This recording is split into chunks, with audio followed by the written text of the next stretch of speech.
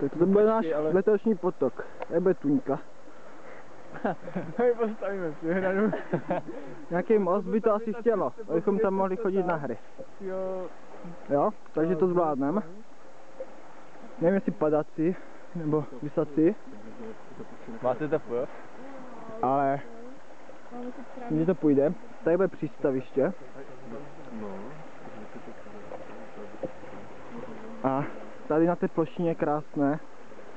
Už vidím náš tábor. Soustředil na to, jestli jsme na správný místě. Protože dívej, hej, to byl prostě návrh, chápeš, Větnův. A pokud jsme našli jiný, tak to vůbec nevadí. Ale vadí, protože třeba na ten Větnův návrh se šlo milionkrát líp dostat autem, chápeš? Pokud to bylo třeba tam ta louka někde a byla tam ta cesta, která vypadá celkem v pohodě a vede pořád tím údolím až do toho podhradí, chápeš? Chápu. No, tak bych mu zavolal, jak se tam dostala takový, nebo no, to jsme měli udělat předtím, ale...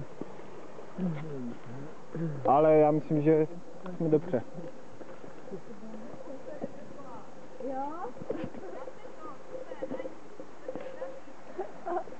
Já jsem to fakt zadal a bylo to fakt tady. Byla tady tato louka.